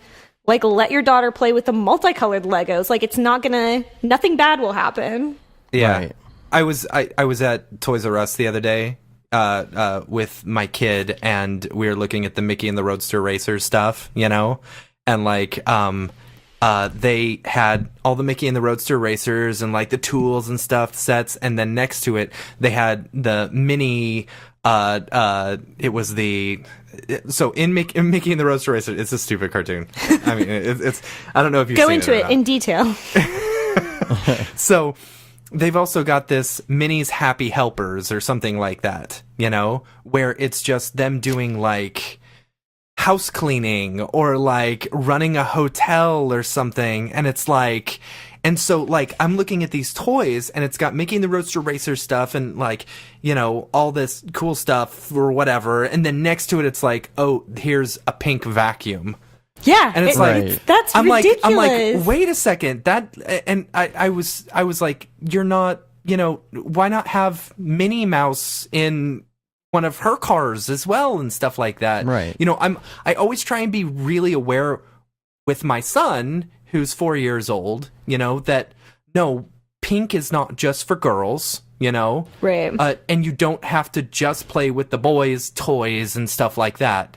I don't know. I think that's a great point. And like one thing that I am so grateful for, and I think has contributed to, again, my ability to just be like a little more assertive and vocal just in general, is like both of my parents, I think, did a really great job. Like I have an older sister and it's just, me and her. But as far as there was never like any like gendering in the way that my parents raised us. Like they just let us do whatever we want. My mom let me play Duke Nukem when I was like 6 years old, and it was great because she loved it.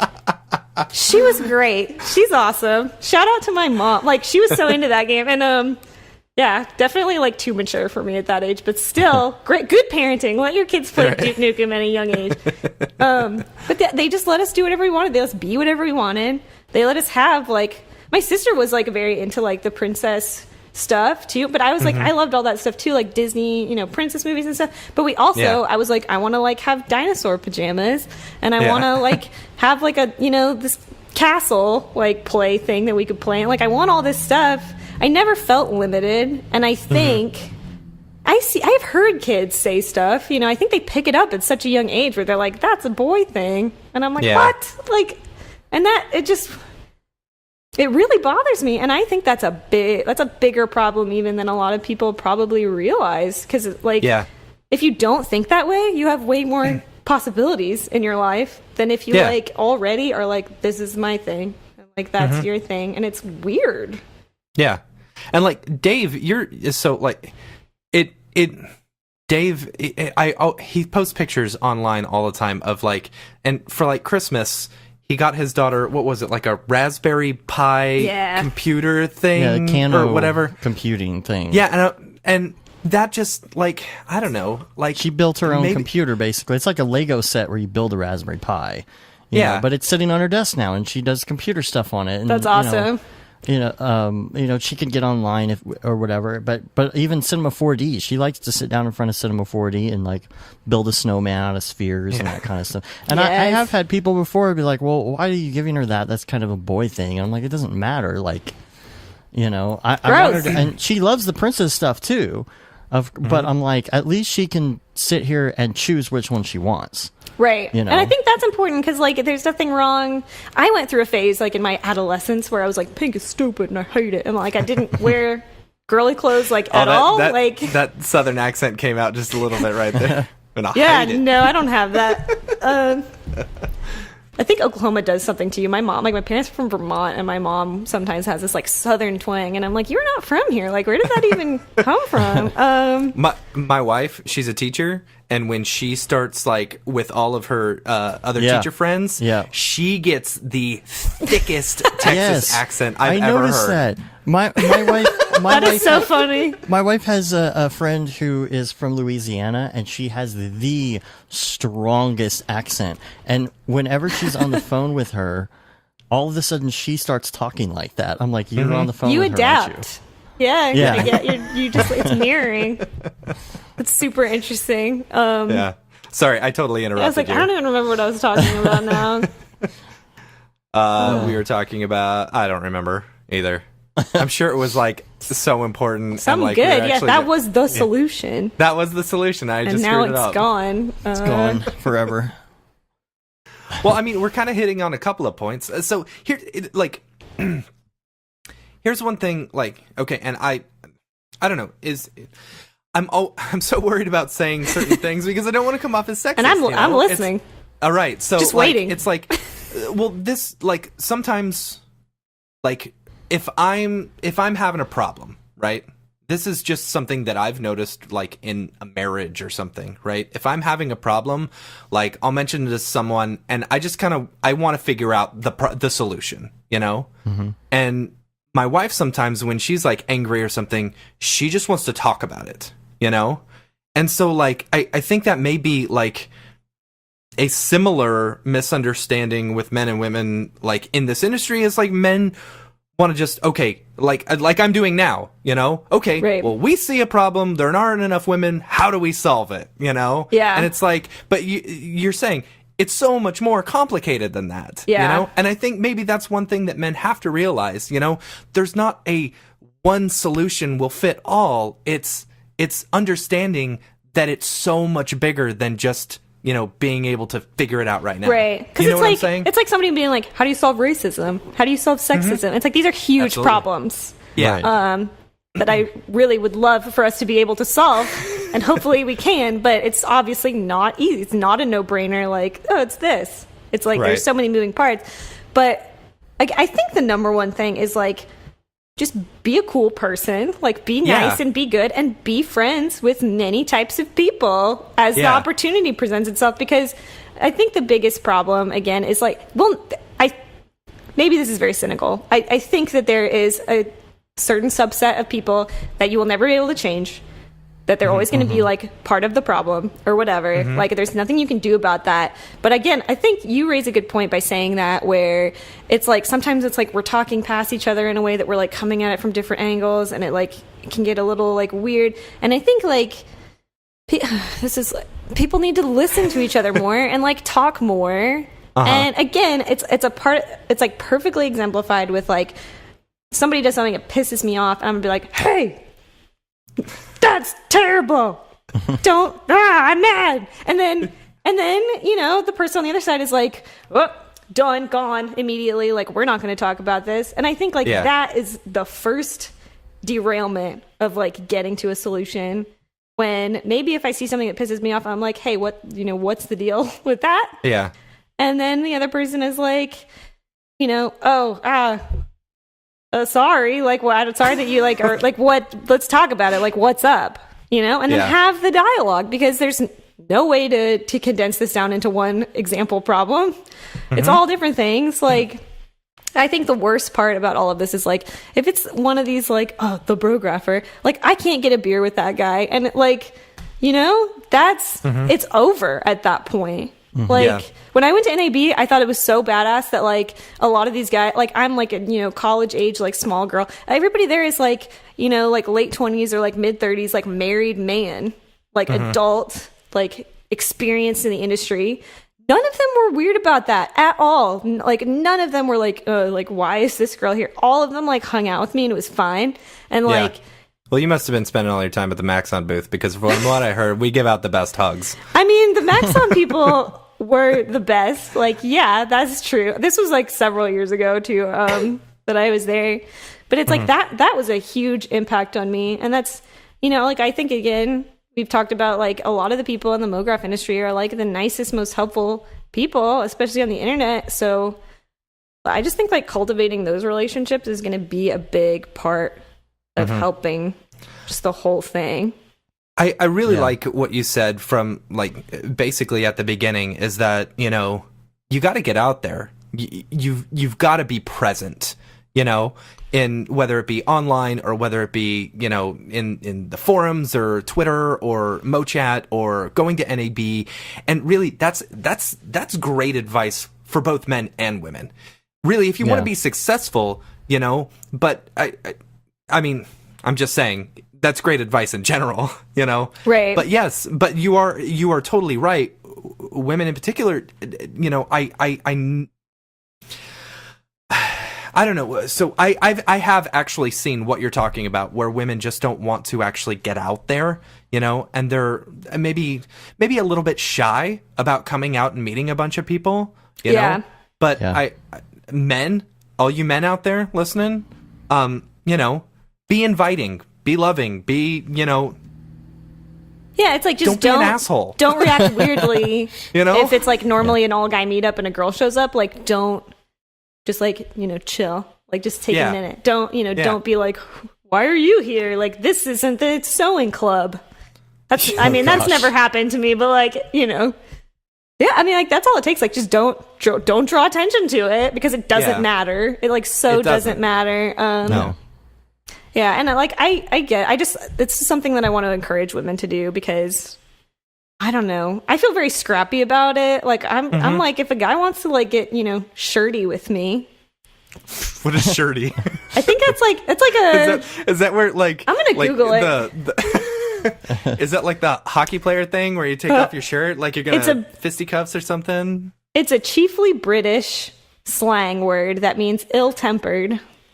Oh, I don't even know where I picked that up. I must have got it from, like, a book at some point. Like to Andy Needham and Raid Zero know exactly what we're talking about. Right. It was like, oh yeah, shirty. Shirty, obviously. Duh, you guys. That's for true.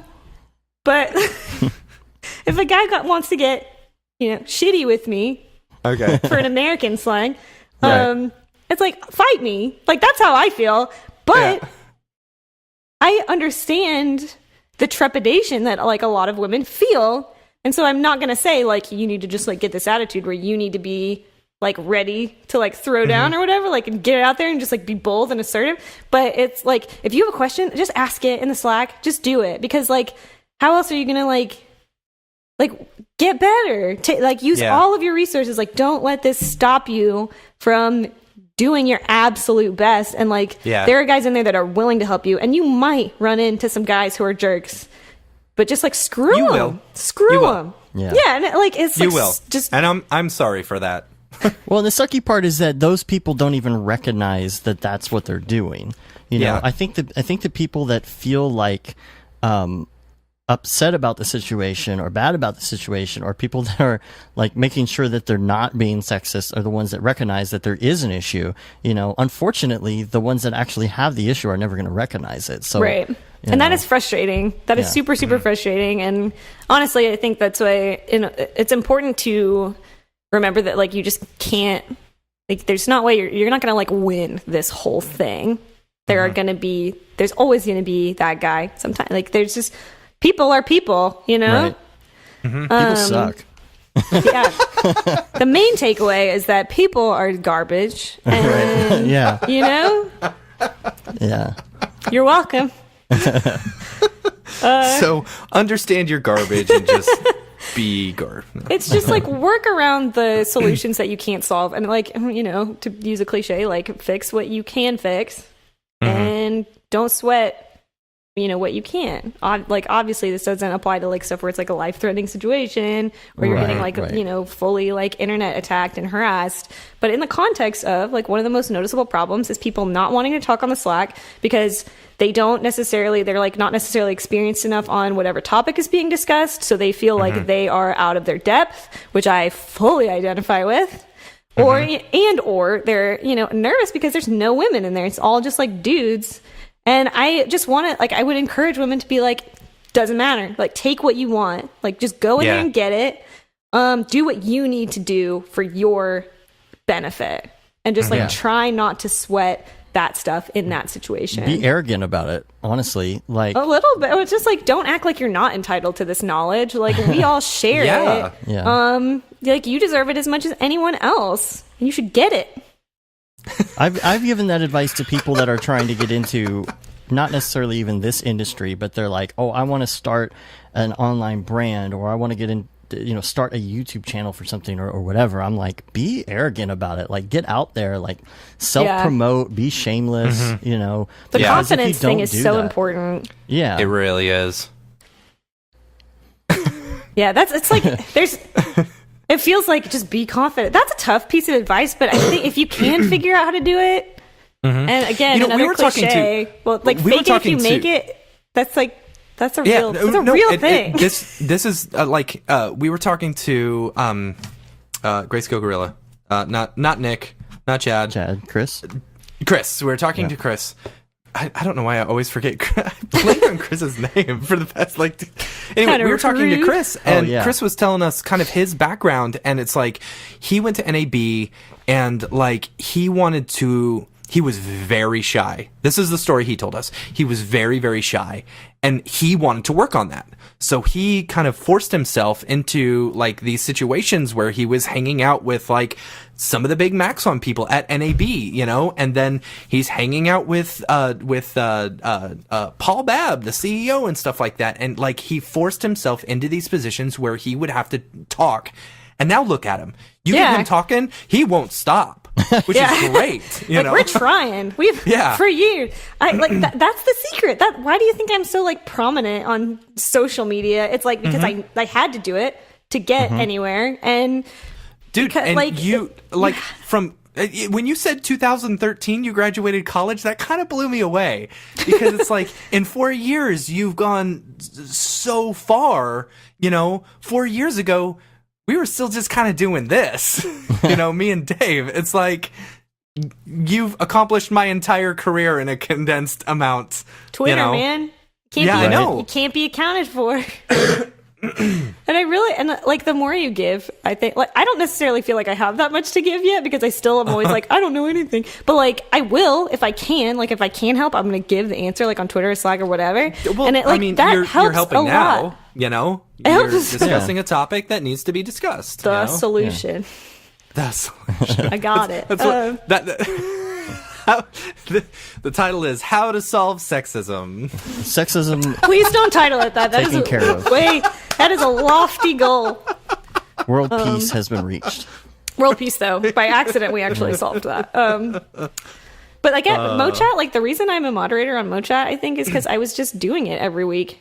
And like Paul, reached out to me and asked me if I wanted help because he was kind of getting just busier with his life and like, needed some to like balance it out. And I just show up. Like opportunities come if you show up and are genuine and sincere and like, giving. I'm not going to say it's not like a magic like solution for life or anything, but it's just like maximize your opportunities for success. Yeah. I am not like a goofy, like self-help speaker. Yeah. That's not how I want that to sound, but it's like a numbers game. I swear to God. Like if you just like, the more you're out there, like the more likely that like you'll meet good people and like good stuff will happen. Right. I'll agree with you. I agree 100%. All right. Cool. Anything else? Is there anything else? Any other sort of sage advice you would like to give? In any area. In any area. Yeah. I mean, like I'm good at animation stuff maybe, but like maybe not so much other stuff. Here you go. What's your dream project? That's That's too difficult of a question. Also, do you have any passion projects you're currently working on or would like to? Do. Okay, hold on. I'm going to do the dream project first, honestly. I don't know. Like, my dream always was as a kid to like work in like Disney 2D animation. Like, that doesn't really exist anymore. It doesn't. But, and, I go back and forth on this sometimes because I know... there's just like a lot of factors that go into it, and obviously it's like a very competitive industry. But I would love to work on like one feature film. Mm-hmm. I have no idea. That's like such a nebulous goal, but it's just like I've always wanted that. My whole life. Like I can't remember not wanting it. So I think that's what it would be, which is like it's a weird answer maybe, but like to work in like feature honestly, animation. That is, I think that would actually be a lot of people's answer. Yeah, I mean, because when I was in school, I just wanted to do special effects and stuff. And then I discovered 3D because I needed to extrude some text, and then Dave taught me the rest of it, And like everybody accidentally ends up in this industry. Yeah. Like nobody does it intentionally. Yeah. I didn't go to school for motion graphics. I went to school to learn how to, shoot and edit video and do like hardcore like video engineering and stuff. And it's like, how did I end up here? I signed up for video production class because a friend of mine signed up for video production class. I was like, ooh, cool, we can have first period together. Yeah. And then I was like, hey, I kind of like this. Hey, I'm going to edit. Oh, look, an Avid on a Mac OS 9. That escalated, like... Yeah. So what was the other... The other one, it was Passion Project. Yeah. Well, I don't want to go into too much detail. A, because it's like semi-nebulous as it is, and B, because I don't want to like jinx it. Okay. By being like, I'm gonna do this, and then like never do it. Right. Mm-hmm. But like I've also always wanted to do short films. It's almost it's like kind of personally annoying to me that it hasn't really happened. Like I've done one sort of, and that was like kind of an accident. It was this like dragon video I did because I didn't really have anything to work on. That's the one on your reel? Yeah. Yeah. You should finish that. Well, I mean, I guess that one's probably like. It didn't even intend for it to be so long. It was like it was just doing it. Actually, I think I did that one to learn Duick, and like it just became this like minute long thing. And I was like, I guess I'll I paid somebody to do sound design, which I've like never done before. And I was like, all right, it's like a thing now. But I want to do something that's more like traditional animation and like a little bit more of just like storytelling. And I have made a lot of progress on that, and that's all I really want to say about it right now. But it's like it's a short film. It's a short animated film. Maybe someday, if I finish it, I hope that I do. And there might be something like slightly larger going on behind that. Still just like a personal thing, but maybe with some like other people involved. Yeah.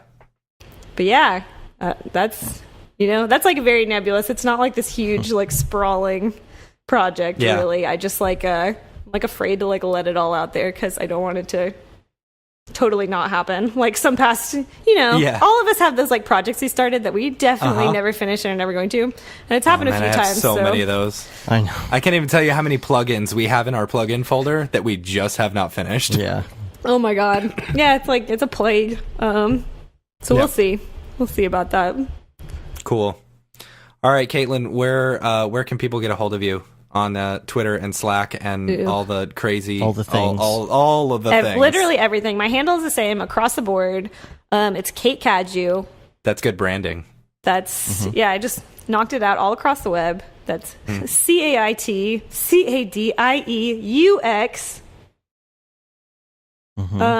And then like .com for my website. Or like. If you want, like, it's at gmail.com is my email. I tell this to people all the time, and I feel like people don't take me seriously because not enough people take advantage of this. But I'm like, if you have a question about anything, like, just email me because there's like 100% guaranteed I will answer it. Yeah. Yeah. I'm just like, I'm really good at always being on the internet, for better or worse. So just every time I've emailed you, you've responded in less than a couple pretty minutes. fast. I'm like literally always available. But don't take it too far, guys. I don't know if I just like put that out into the universe and then. Awesome. Well, thank you so much for being on the show. Yeah, thank you for having me. I'm really glad we could all talk about this. We'll have to have you back on. Yeah, that'd be awesome. once you finish up your short film and stuff. Did you say? Are you going to SIGGRAPH? Yeah, are you going to SIGGRAPH? Not this year. No. Probably it's okay. not. When is it even? Like it's in November, right? No, it's July, August. Oh, okay. Like you're right. The last day of July, all the way into summer, like the first couple days of August. I don't know. How why about Half Res? In the fall. You going to Half Res? Oh, that's in Chicago, right? Yeah. No, I've never been. It's very fun. Is that like it's still this year? Yeah. September. Okay. If you haven't gotten tickets, then they're already sold out. Yeah, I was like, no. Sadly, I just kind of missed the conference train this year. So I'm going to, like, hopefully in 2018, it's going to be, like, my return to form because it's been a while. Dude, obviously you're so didn't prolific, go to Blend. You're going to be speaking at all of them. Yeah, that's true. Please contact me for speaking opportunities. I don't know what I'll talk about, but I'll try to make it entertaining. Awesome. Well, again, thank you so much for being on the show. Yeah, thank you. Thank you so much. All right, so I have one quick VR corner thing I wanted to talk about before we head out, and that is Anvio VR shows off a multiplayer VR experience, like an arena style. This is similar to what we talked about. You remember the Ghostbusters thing we talked about in New York? I think that Beeple brought up full body VR. Yeah, this is a thing where you're like on a SEAL Team 6 type scenario or something. You're a SWAT team or something like that, and you're you've got like motion tracking stuff all over you. Yeah, this looks really fun. There's some video; it shows how it works, and again, that's something that's coming. I'm really excited. I would love to do an experience like that, dude. Let's go to where is this? New York. I don't know. The other one was in New York. I don't know where this one is. Let's just go. Let's just go. Yeah, I wonder if it's expensive. That's the thing though. Like when this becomes perfected, man, like people are gonna kind of like those escape rooms. Yeah, these are gonna be big. Yeah, gosh, these are gonna be. Can you really imagine big. how much like? Oh, it There's seems like the tech behind. Yeah, them. I was gonna say it seems like the tech behind this is like crazy. When you got your backpacks with your, with your computer in it, maybe running some 1080s or something. I don't know, inside of a laptop in a backpack. But the amount of like motion trackers on everything is is nutso, And of course, you got to build this in such a way to where the game corresponds with like what everyone's doing. I'm guessing you probably like get to the end of the building and like. Maybe a scene changes and you turn around, and go back the other direction or something. This is in London, I believe. Oh, is it? Oh, that's kind of hard to get to then. I'd love to try that one in New York. Maybe Russia? I don't know. Anyway. Yeah, I'm looking to see. 21... translate. Let's go to translate. Oh, it's in Moscow and London, I guess. Yeah, it's in Moscow. Yeah. What is this? Covent Garden, London? Wherever that is. Pretty sweet. Andy and Raid Zero, I'm doing a call out to you guys. Again. You guys got to check it out. Again, yeah. Yeah. And then, we talked about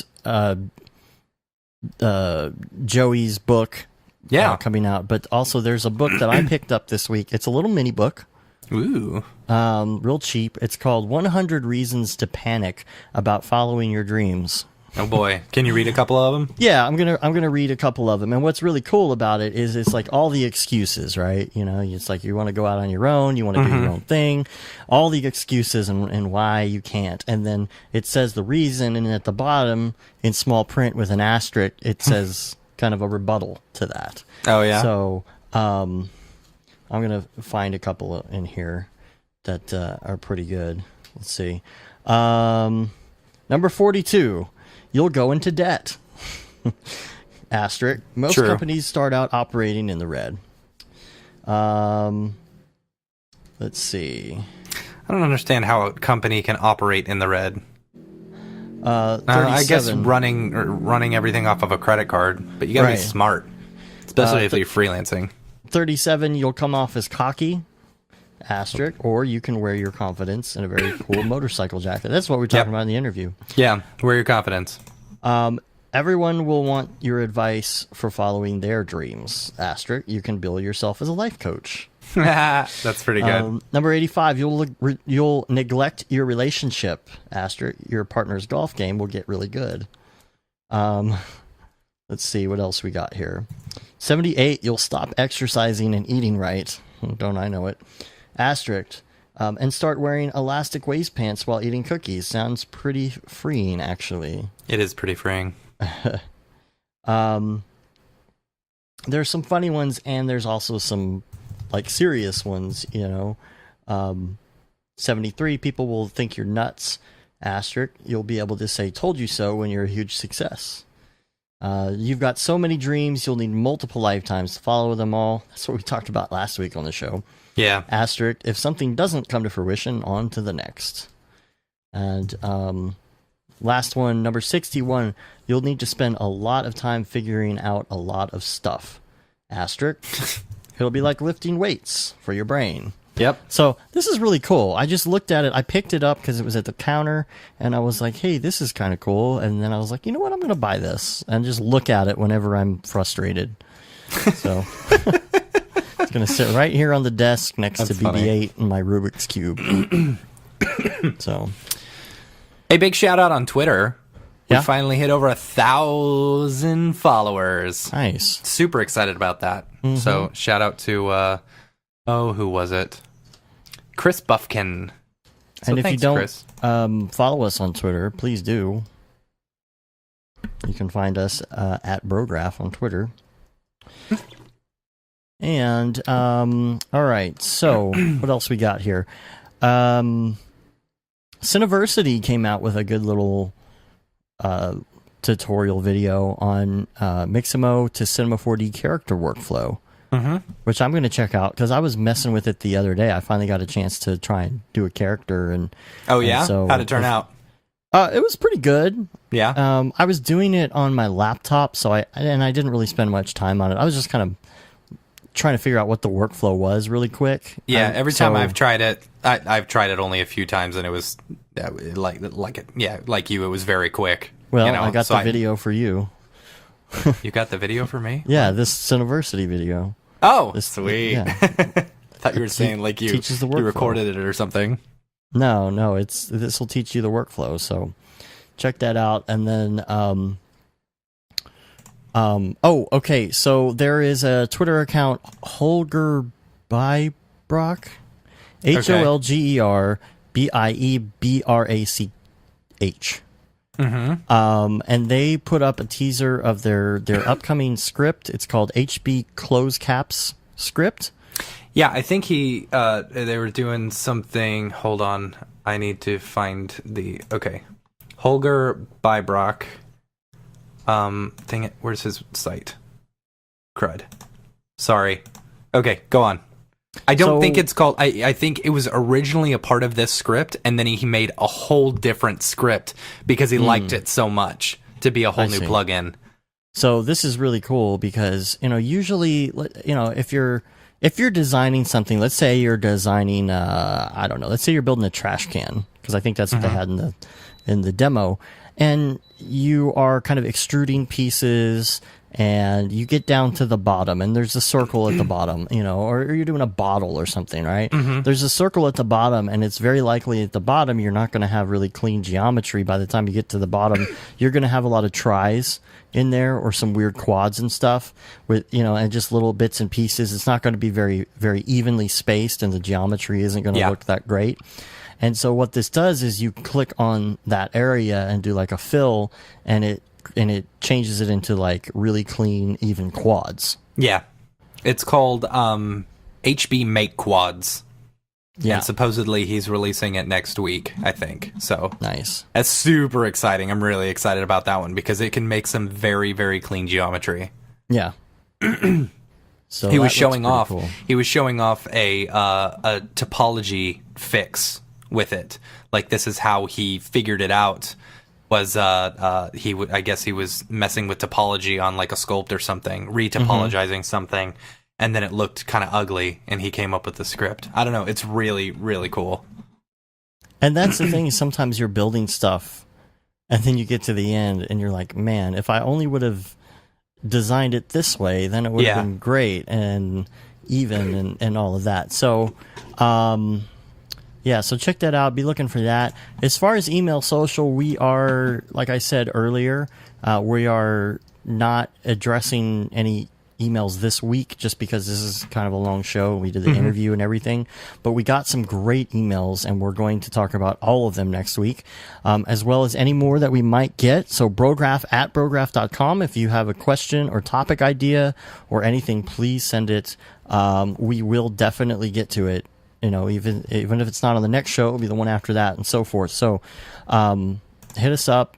And it doesn't matter if it's a noob question, an experience question, doesn't matter what it is. So hit us up there.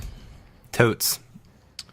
So you can rate us on iTunes, leave a review. No new reviews this week. So we would Did you already check? Yeah, we would love to get more reviews on iTunes. Subscribe if you are one of those people that listens on YouTube or Vimeo or something, or you're just listening on the website. We'd love to get an actual subscribe on iTunes, even if you don't listen to it on iTunes or a podcatcher device or whatever it is. Just do that to help with our ratings, or leave a review to help with our ratings as well. You can subscribe to our newsletter. Also, that's on the site. You can say you've been there, done that, got the T-shirt with a No Brograph, No Mograph tee, the Gate D. Simone limited edition T-shirt, and the Paul Babb Feel the Babb 2020 T-shirt. All the profits go to Doctors Without Borders. And we are on Facebook, Twitter, Instagram, and of course YouTube and Brograph.com. And that wraps us up for today. Awesome. Very cool. So super exciting. Got a lot going on, and this was a really good show. I'm really happy with the way this one turned out.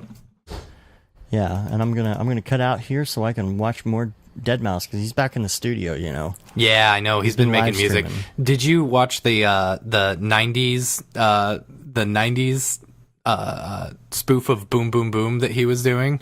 No, I did not. Oh man, it was so good. And then he started going off on like a more better sounding, and less 90s spoofy sounding. And then I was like kind of sad because I really wanted to hear that 90s version. But then he started like going off on something completely different. It's like, it's so crazy listening to that guy work, and like he's not talking, he's just making beats the whole time. So like, it was cool, like having him on his live stream while I was working the other day, because I just have like a constant stream of music, Right. Like stopping and starting and then stopping and starting, and it was very cool. Well, I like learning about his workflow that way. I took the master class and I have some of the software and I've been trying to learn. And so it's fun to watch that process happen live.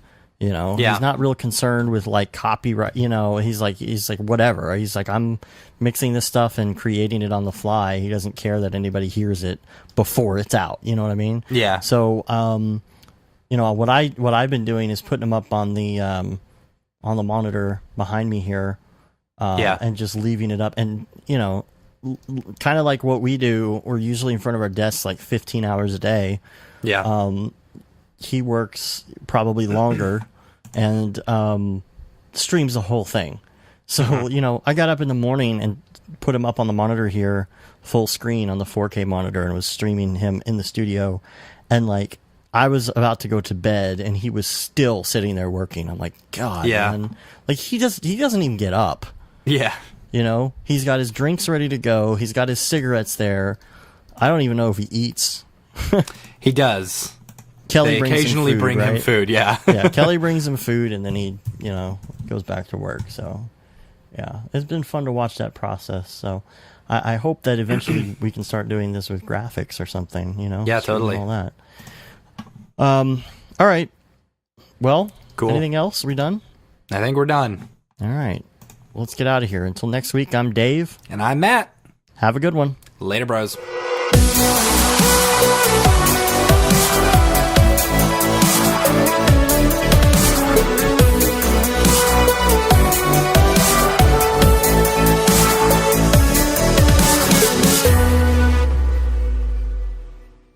pretty good, I guess. Brograph.com, an online resource for learning critical components of Cinema 4D and After Effects, specifically catered to help you prevail as a motion graphic designer. What's up, bros? Welcome to another Brograph motion graphics tutorial. We give you professional time-saving tips, shortcuts, and lessons that help give you an edge over your fellow designers. Not only this, but our new Brograph Talks help you in your file management, hardware configuration, and client relations. I love projects that scare me. When our art director comes to us and asks for something that I had never done before, man, it gets me pumped. Join us for live sessions, check out our crazy Cinema 4D experiments, or just watch our Fun with Brograph series, where we show you practical applications for techniques learned in previous tutorials. Do this from the beginning, and your client is going to respect that, and they're going to respect you, and they're going to respect your time. Subscribe today and get automatic updates on the latest tutorials, tricks, tips, and inspiration brought to you by industry professionals Dave Koss and Matt Milstead, all with a slight dash of dry humor peppered in. Real nice banana. Brograph.com, your source for tutorials that will help you thrive in the motion graphics industry. Don't just play around with Cinema 4D and After Effects, master it, and make money by becoming indispensable at your workplace. We don't care how you get here, folks. Just get here. Subscribe now to Brograph Tutorials.